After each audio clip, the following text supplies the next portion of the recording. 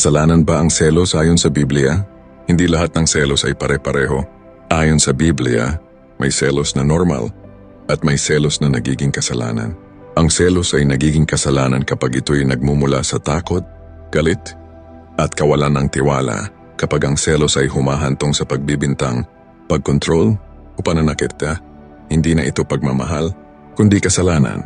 Sabi ng Biblia sa Santiago 3 verse 16, sapagkat kung saan may inggit at makasariling hangarin, doon ay may kaguluhan at lahat ng uri ng kasamaan. Ibig sabihin, ang selos na puno ng inggit ay nagbubunga ng gulo, hindi kapayapaan. Maraming relasyon ang nasisira hindi dahil sa pagtataksil, kundi dahil sa selos na walang tiwala. Ang selos na gusto mong kontrolin ang tao, bantayan bawat galaw, at husgahan kahit walang ebidensya, hindi ito ayon sa Diyos. Sabi pa sa Galatia 5 verse 19 hanggang 21, ang selos at paninibugho ay kabilang sa mga gawa ng laman, at ang mga namumuhay dito ay nalalayo sa kalooban ng Diyos. Pero malinaw din ang Biblia, may selos na hindi kasalanan. Ito ang selos na nagmumula sa pagmamahal at malasakit, hindi sa galit. Selos na nagpoprotekta sa relasyon, hindi sumasakal. Ngunit tandaan, sabi ng unang Korinto 13 verse 4, ang pag-ibig ay matiyaga at mabait. Ang pag-ibig ay hindi naiinggit. Ang tunay na pag-ibig ay may tiwala, hindi hinala, may respeto, hindi kontrol. May binabanggit din ang Biblia tungkol sa selos ng Diyos.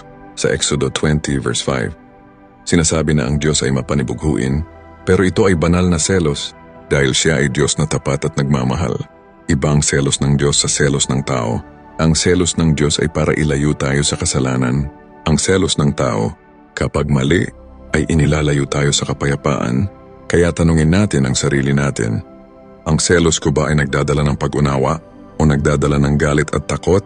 Kung ang selos ay nagtutulak sa iyo na magtiwala sa Diyos at ayusin ang sarili, ito'y paalala. Pero kung ang selos ay sumisira ng relasyon at kapayapaan, oras na para ipagkatiwala ito sa Diyos.